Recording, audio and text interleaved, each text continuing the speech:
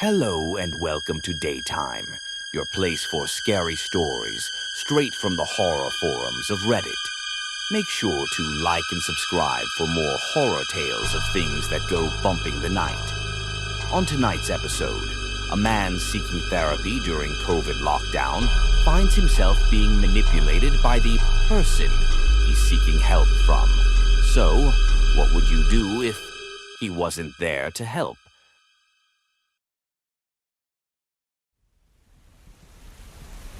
I had a lot going on during the COVID pandemic. My dad passed away from an unrelated illness, and lockdown was driving me mad. I'd always been a bit paranoid, but being locked inside turned it all up to 11. My home was converted into a makeshift prison, an asylum where I was supposed to be my own caretaker. I didn't have much trouble switching to remote work. I usually worked exclusively with overseas clients anyway, so the only thing that really changed was the software, the chair, and my pre-rendered background. But as days turned to weeks, it became increasingly obvious that I wasn't okay. I'd sleep anywhere from 2 to 12 hours a night, and with no discernible pattern. I'd wake up crying without knowing why. Sometimes I couldn't even open the bathroom door, as I tricked myself into believing there might be someone on the other side. Having lost my dad, I was feeling more mortal than ever. The news, the internet, and the radio were all saying the same thing. Going outside was the end, and at that time in my life, I couldn't handle more death. Everything feels different when you're forced to stay inside. The walls seem closer, and your chest tightens. It feels like the air grows thinner, warmer. You can feel your breaths enter your lungs. They don't sustain you. Your knickknacks and doodads look like souvenirs from a place you can't go back to. A mockery, like notches on a prison wall. Sometimes when I slept, I'd forget what was going on. Waking up, the nightmare would fall on me like a rock, knocking the air out of my lungs. I'd grow increasingly scared of going to sleep, as if that rock would grow heavy enough to crush me. And yet, it was all better than going out there, among the others. I couldn't take a step outside my door. Even if the lockdown was to be lifted that same day, there was no way for me to convince myself that everything was going to be fine. Nothing was fine. And it wouldn't be for some time. My colleague, Dana, was the first to take notice. I'd been up for about 53 hours. She pulled me into a chat after a remote meeting, telling me I looked sick. I melted. I poured my heart out about anything and everything, barely forming a coherent sentence along the way. If someone asked me to recall what I said that day, I could only hazard a guess. Dana tried to understand, but must have realized this was above her pay grade. I get it. It's a lot right now. It's a lot for all of us, she said. It might be time to talk to someone. She reminded me that we had an agreement with one of our main partners, Hatchet Pharmaceuticals. They handled our health insurance, which also included mental health treatment. In fact, they'd expanded on it since the start of the pandemic. They got a remote counseling program, She said, holding up a brochure. Just use your company login and sign up for a session. What do you think? There wasn't much to say. I was willing to try anything. I filled out a questionnaire and got a response within a couple of hours. I was sent a link to a calendar app and got to pick a name from a list. There were a couple of short descriptions by each available counselor, giving me a bit of insight into what kind of person they were. There was a man named Gareth who had an empty calendar. It was strange. See, each counselor could be sorted by seniority and number of patients, and Gareth was at the top. He was, by a good margin, their most experienced employee. So how could his schedule be so empty? I signed up for a session with Gareth the next day. It felt like a stone settling in the pit of my stomach.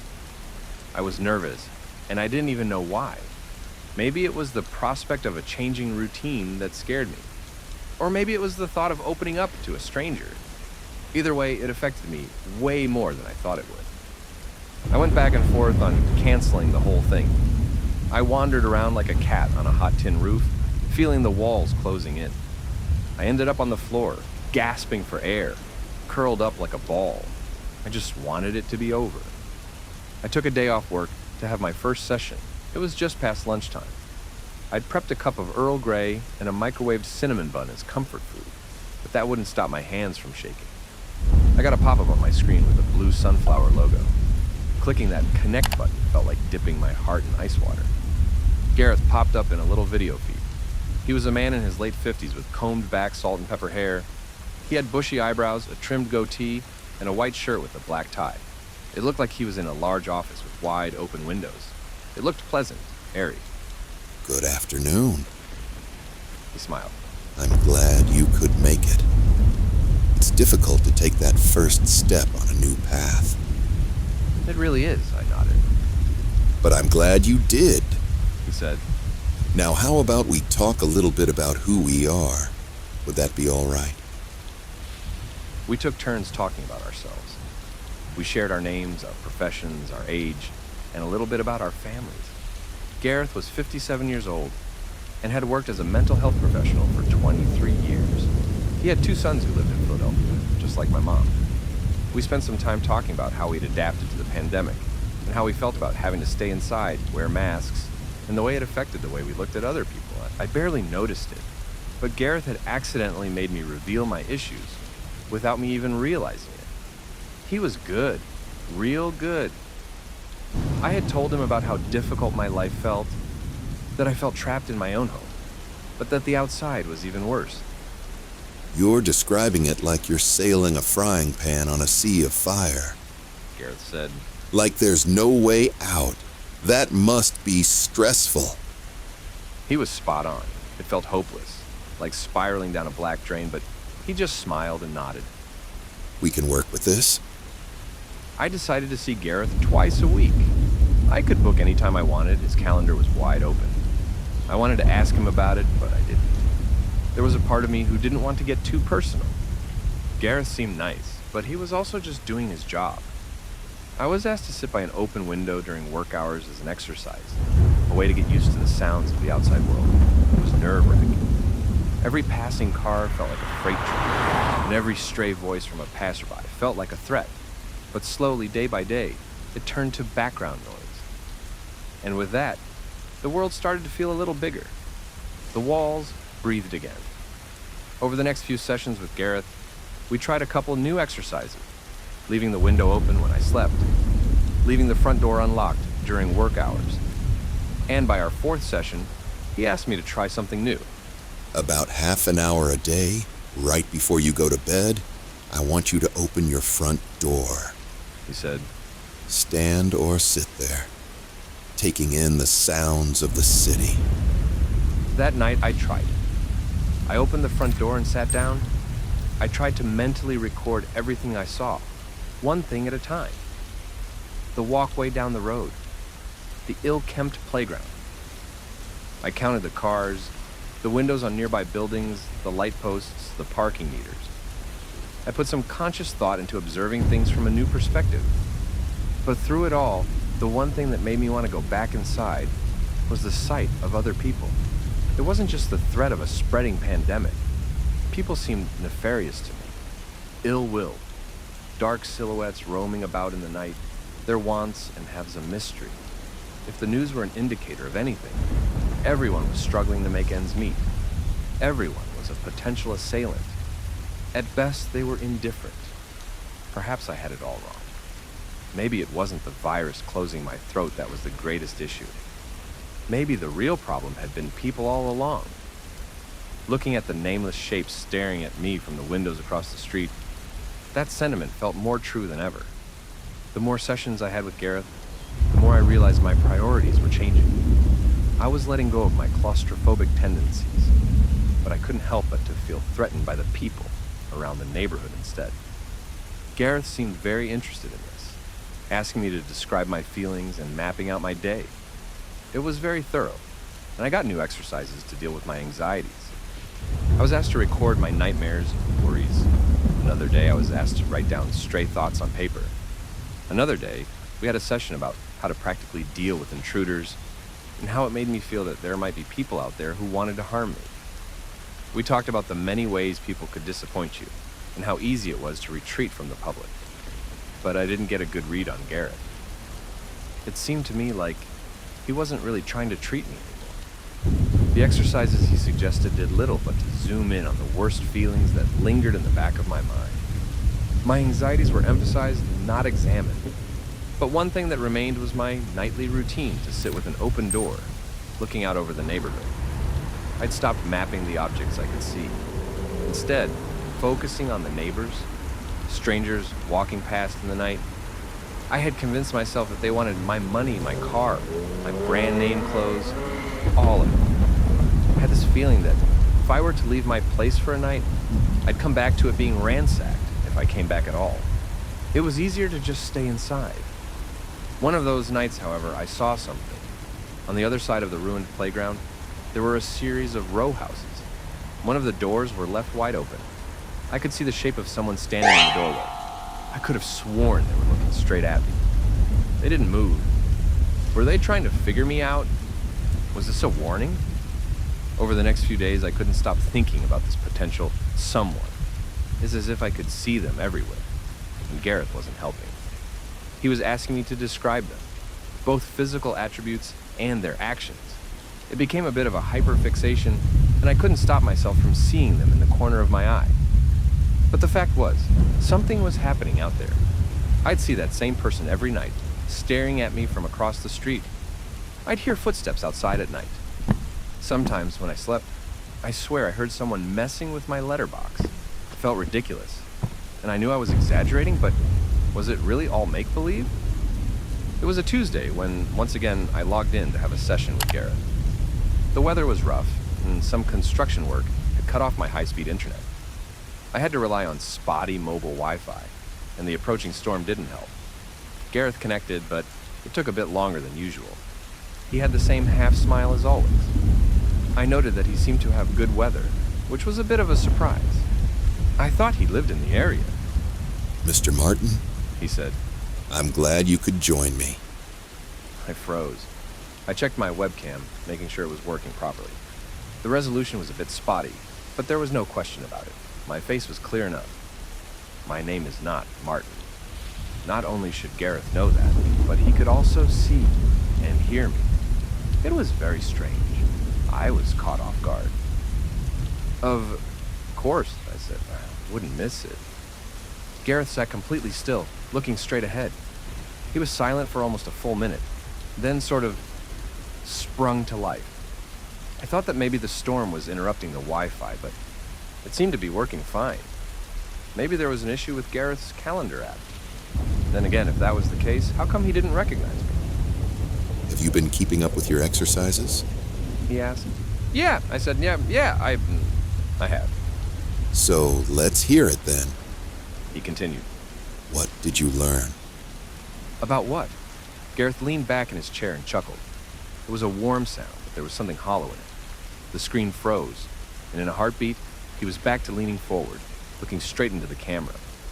About your target. I barely had to say anything. This Martin person had come to Gareth for an issue similar to mine, something he had diagnosed as general anxiety disorder. It seemed like Gareth had poked and prodded Martin in a way that focused their issues on an external threat. Other people. A neighbor? I stood up, stepping away from my laptop, but leaving the conversation running. I peered out my living room window. What do you think I'll do to this neighbor? I asked. We've talked about this. Gareth responded. I know, I repeated. But I want to hear what you think. I'm afraid you might murder them. I looked back at the screen. Gareth just stared straight ahead, not moving a muscle. No emotion, just a matter-of-fact statement. I felt the moisture on my tongue evaporate as something sour crept up my throat. And what do you think about that, Gareth? I asked. He didn't blink. A full 20 seconds of silence passed. The only sound I could hear was my own heartbeat. I think you're going to do what you need to do to heal. He said. And I want you to heal, Mr. Martin.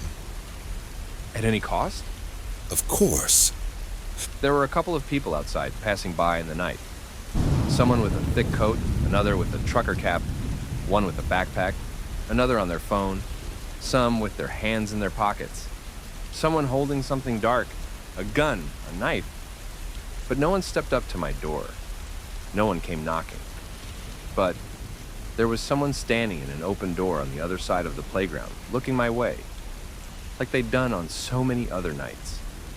Maybe they were making a difficult decision. The meeting with Gareth ran out of time, and I dove onto the net. My hands were shaking so much I could barely spell. I checked it all.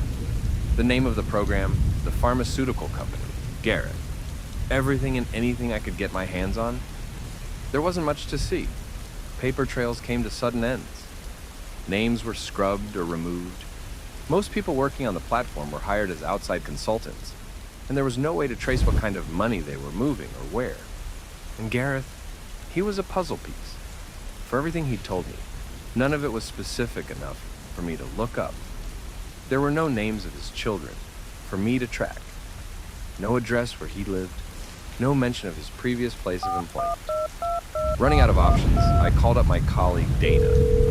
It was 11 p.m., but I had to get answers. Dana was skeptical, but she could tell I was upset. She wasn't enthused about getting back in front of her computer, but I got her to look up a couple things. It didn't take long for her to find something curious. Hatchet has a company policy about billable consultant hours. She said. They have a maximum number of billable hours. If someone goes past this, they need to be hired as a full-time employee. How does that relate to their remote platform? Gareth and a handful of others go way above this average. They ought to be full-time employees, but there's nothing that says they are. So they're bending their own policy a little, so what? There'd be a paper trail.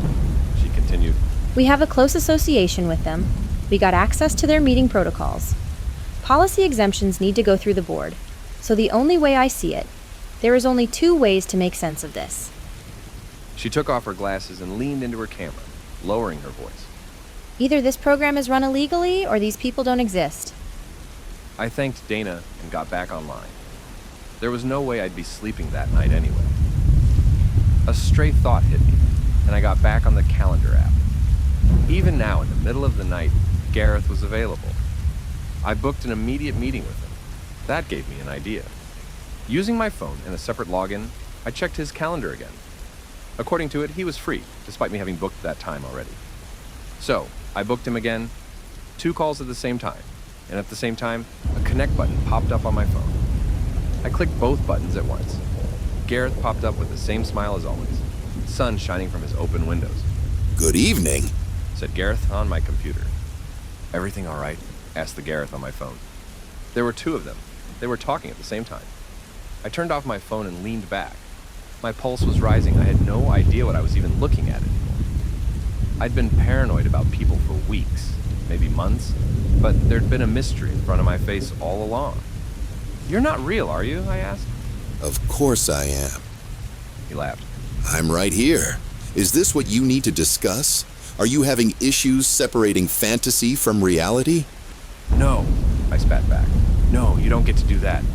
I'm not imagining this. Then I don't know what to say. He shrugged. I'm as real as can be. I'm right here. Then how come you're saying 2 different things on 2 different screens, Gareth? Gareth didn't answer. He looked off screen as if considering something. He looked back up at me, still smiling. I'm sorry, He said, but I have an urgent patient issue that I need to resolve. My laptop shut off. Seconds later, my phone went black, and someone was coming up the stairs. Before my heart could skip a beat, something slammed into my front door. I raised my arms as if to shield myself from the sound, and a second later I heard the hinges buckle and snap. Then, something broke. Something splintered. I rushed to my kitchen, passing the entrance.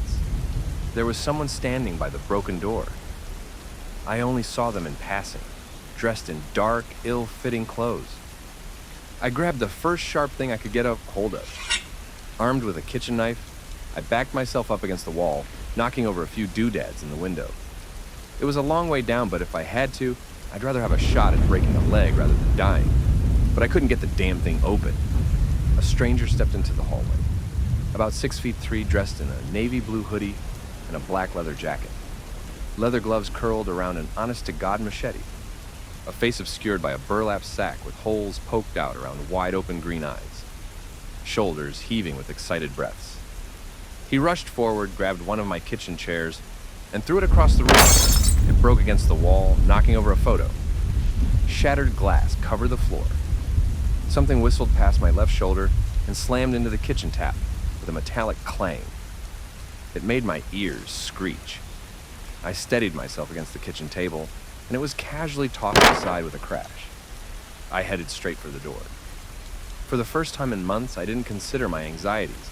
I had to get out. Then, something cold grabbed my neck. Leather gloves. I reached back with my kitchen knife, but lost my footing on the broken glass. I was sent tumbling to the ground, landing hard on my shoulder. I looked up to see a raised machete. And those sparkling green eyes.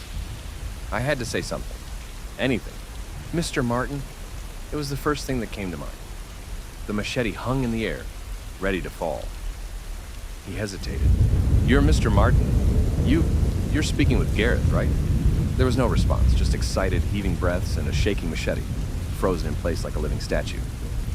"He's tricking you. United States. He's tricking us. He's not real, Mr. Martin.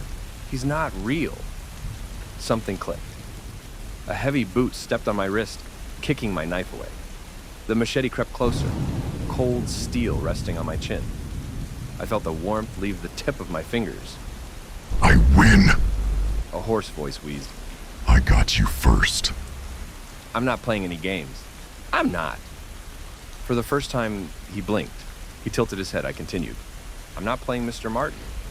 You can't be first if I'm not playing." "You were trying to get me first." "No, I wasn't." "You're lying."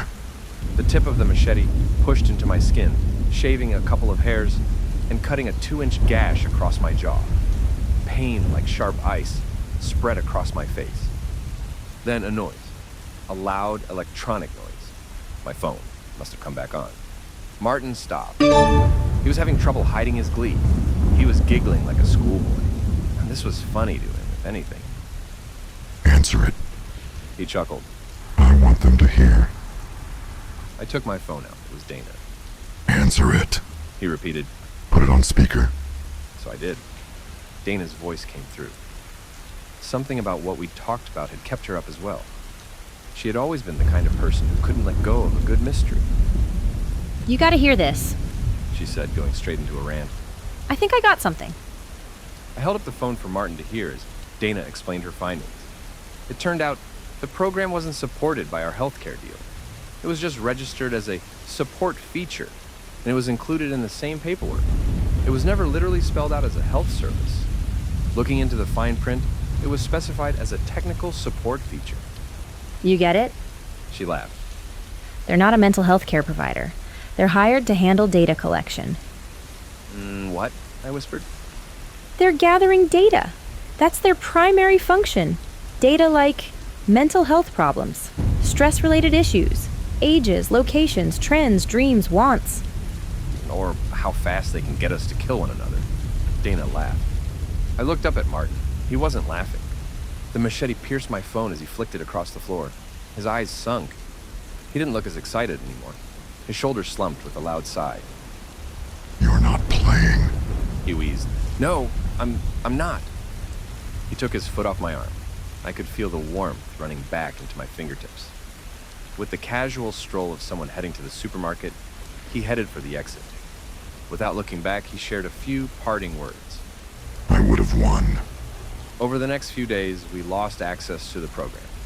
Dana and I couldn't do or say anything. Turns out they had baked more than we'd anticipated into the terms of service. It explicitly stated that it was an experimental service and wasn't to be used as a substitute for conventional mental health care. It was all just data collection.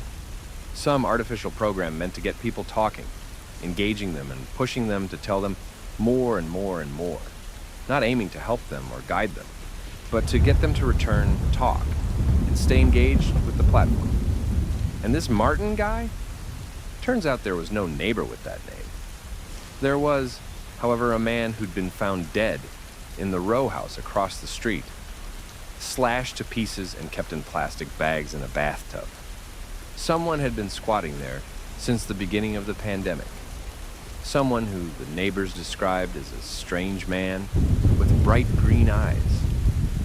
I think Gareth was just keeping this murderer engaged, poking him to go further, to do more, and to stay occupied.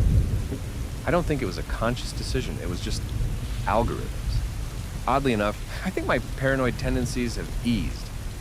As the pandemic came to an end, I figure something as absurd as this whole thing won't happen to the same person twice.